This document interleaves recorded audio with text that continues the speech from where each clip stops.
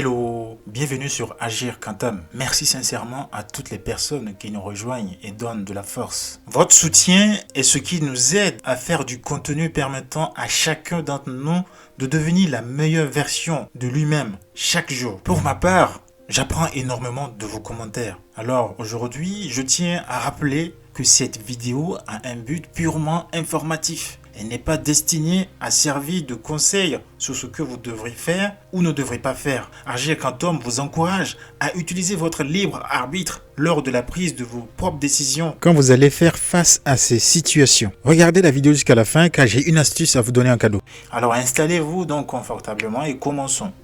Avez-vous des difficultés à dire non à certaines choses, même quand vous savez au fond de vous que le fait de dire oui a un impact considérable sur votre santé physique et mentale? De nos jours, nous faisons face à de nombreuses pressions extérieures, que ce soit de la part des collègues au boulot, de la famille à la maison, des amis, bref, de la société en général. Toutes ces pressions extérieures peuvent vous pousser à accepter n'importe quoi, même quand ça va à l'encontre de vos principes personnels. Êtes-vous quelqu'un qui dit oui à tout le monde et qui a du mal à dire non à quoi que ce soit? Pourquoi tu n'arrives pas à dire non? La raison principale évoquée par les gens: je ne veux pas que les gens prennent cela mal et ne m'apprécient plus, parce que je suis quelqu'un de gentil. Certains disent je ne veux pas passer pour quelqu'un d'incompétent. En disant oui, tu prends carrément le risque de prendre le mal sur toi et en conséquence tu finis par t'épuiser car ça te prend trop d'énergie et pire, la personne que tu as pensé aider ne va pas t'apprécier plus qu'avant. Il est donc nécessaire de savoir identifier les situations précises dans lesquelles vous devrez dire non. Voici donc les 8 situations dans lesquelles vous devez dire non. Numéro 1, dites non aux personnes toxiques. Combien de fois vous est-il déjà arrivé d'être entouré de personnes négatives et toxiques qui n'étaient pas reconnaissantes vis-à-vis de vous? Écoutez bien, vous avez parfaitement le droit de dire non à une personne qui vous maltraite l'esprit. Si vous êtes dans une relation toxique, dites-vous que la toxicité de la relation va engendrer de la négativité dans votre esprit. C'est clair, ça se propage petit à petit comme un virus et va vous envahir tout le moral plus tard et tout votre corps. Il y a même une citation qui dit: ce sont nos choix qui définissent qui nous sommes et non nos capacités. Ainsi donc, quand tu dis oui à quelqu'un, c'est un choix. Et le résultat de l'action va créer une perception chez l'autre. Si tu dis non, c'est aussi un choix, avec un résultat également qui va créer une perception de toi vis-à-vis de la personne en face. Tu as le droit de dire non aux personnes toxiques dans ta vie. C'est incroyable à quelle vitesse les choses peuvent changer quand on enlève les personnes toxiques de sa vie. Numéro 2, dites non aux personnes qui vous font vous sentir en insécurité, les personnes qui vous font peur. Avez-vous déjà ressenti de la peur ou de l'anxiété en présence de certaines personnes? Vous vous sentez si nerveux, tellement nerveux que vous n'arrivez même pas à prononcer un mot. Inutile de répondre, parce qu'on le sait très bien, vous le savez très bien, que quand vous êtes en présence d'une personne qui vous terrorise, ça ne sert à rien de choisir ces genres de personnes dans votre vie. Car vous le savez, ces personnes se foutent de votre bien-être. Vous pouvez vous sentir obligé de dire oui à cette personne parce que tout simplement vous avez peur de sa réaction ou bien juste pour lui faire plaisir. Il faut dire non à cela car vous avez le droit d'être en sécurité, de vous sentir bien, de vous sentir à l'aise, ne pas avoir la peur au ventre. Car si vous n'êtes pas en sécurité et que vous sentez la peur au ventre, alors votre bien-être va être complètement pollué. Vous n'allez pas vous épanouir et ça, c'est pas bon pour la vie. Et donc, encore une fois, c'est à vous de choisir la personne qui peut rentrer dans votre vie. Numéro 3, dites non quand on vous fait croire que vous êtes indésirable dans une situation. Avez-vous déjà fait l'expérience du rejet ou de l'abandon dans votre vie, surtout pendant l'enfance? Quand on a vécu le rejet pendant l'enfance, c'est très compliqué à se débarrasser parce qu'en fait, ça reste vraiment ancré dans l'esprit. Ça vient changer le programme de ton mindset. Ça devient une croyance fondamentale. Et pour le guérir, ça met des années. Donc, dites non quand on vous fait croire que vous êtes indésirable quelque part. C'est mieux parce que ça prend du temps à guérir plus tard. Vous êtes quelqu'un de bien et vous méritez tellement mieux que ça.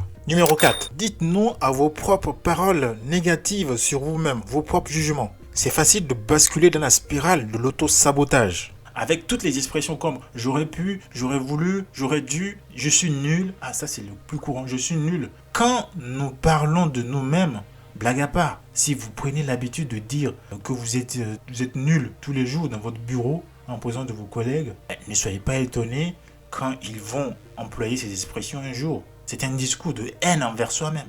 Au lieu de dire je suis nul, vous pouvez dire je peux mieux faire. Se rabaisser ne va pas résoudre le problème.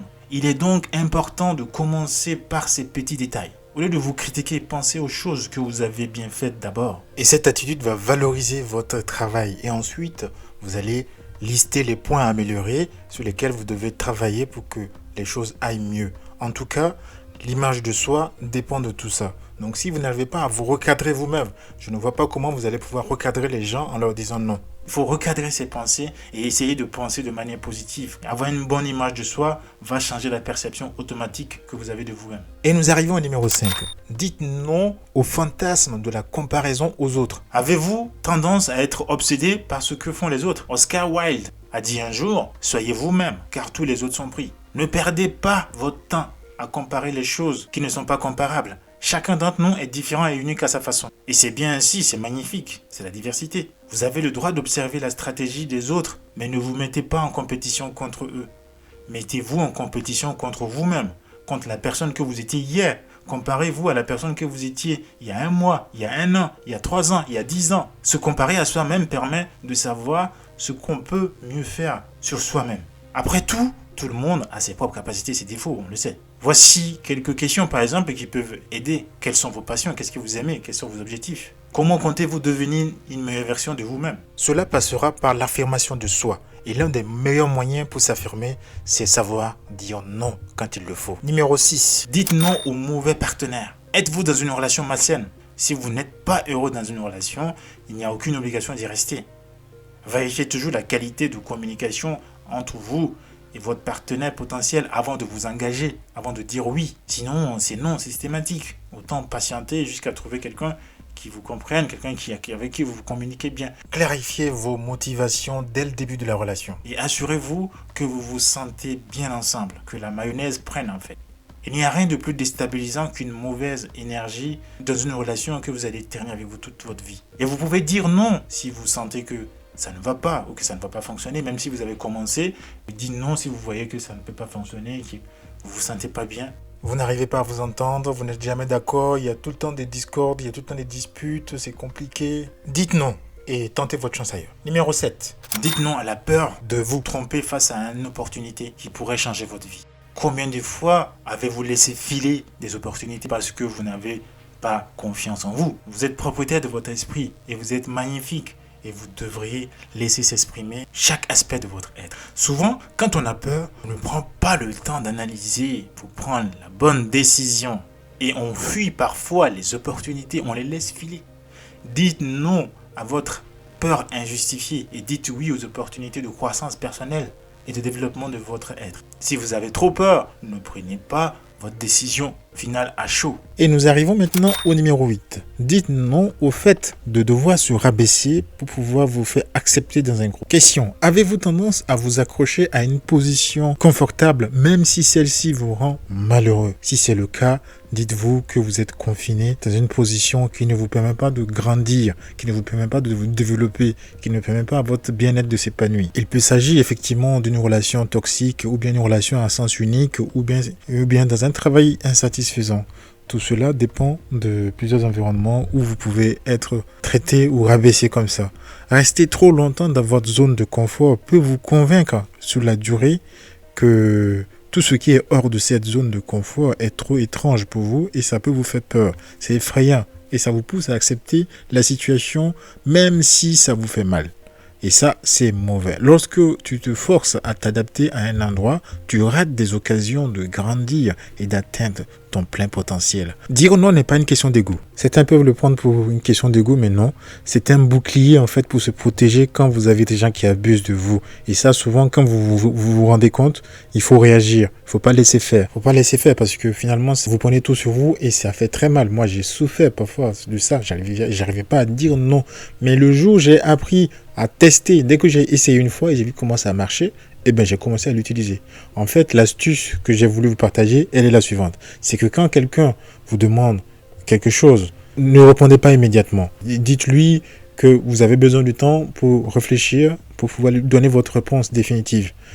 Et ça, quand je le fais, c'est que ça me permet de trouver les bons arguments. J'essaie d'analyser la demande de la personne pour savoir qu'est-ce que ça me nécessite, qu'est-ce que je dois faire. Est-ce que ça, si c'est une tâche, est-ce que ça va mobiliser tout mon temps et que du coup, je ne pourrais pas traiter les dossiers que j'ai déjà sur mon bureau qui sont déjà entassés. Et ça, si je sais que voilà, ça va tout bousiller, alors, mais écoutez, moi je propose par exemple, écoutez, je vais échanger cette nouvelle demande contre un dossier qui est en cours que je vais abandonner. Et comme ça, on est kiff. Cette technique est donc simple, en tout cas, elle n'est pas compliquée à appliquer. Et moi, j'ai constaté que ça m'a vraiment aidé beaucoup. Ça m'a permis de progresser. Et en plus, les gens, mes collègues, ils ont appris à me respecter. Et pourtant, par le passé, je croyais que les gens, le fait de leur dire non, c'est la fin du monde pour moi.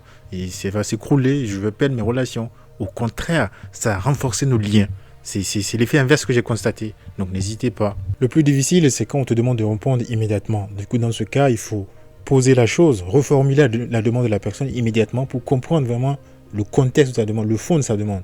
Et là, vous pouvez décider et dire non, écoutez, voilà, je peux pas, mais je peux échanger contre telle chose. Donc cette tâche que vous m'avez confiée avant, ça va être fait plus tard. On est d'accord? Point. En tout cas, dès que vous allez commencer à poser la résistance, la personne va changer de perception. Rien que le fait que vous ayez mis cette démarche dans votre système, dans votre processus, c'est votre affirmation qui se dégage. La personne va apprendre à vous respecter. Moi, depuis que je le fais, toutes les demandes quasiment viennent par mail. Au lieu de me demander oralement, ils le font par mail. Et du coup, j'ai plus de temps de refuser. Donc voilà, c'était l'astuce. En tout cas, dire non est une compétence. Et c'est pas facile, c'est pas naturel. Pour s'affirmer, c'est l'un des moyens les plus rapides. En tout cas, si vous l'avez à votre disposition, pensez à l'utiliser. Ne laissez pas les gens vous puiser toute votre énergie. Vous êtes quelqu'un de bien et vous méritez bien mieux. À bientôt pour de nouvelles vidéos et n'hésitez pas à lâcher des pouces vers le haut ou bien vers le bas si ça vous a pas plu. Mais sachez que votre soutien est vraiment important, donc n'hésitez pas à vous abonner si c'est votre première visite. Gratitude à toutes les personnes qui s'abonnent. Soyez vous-même.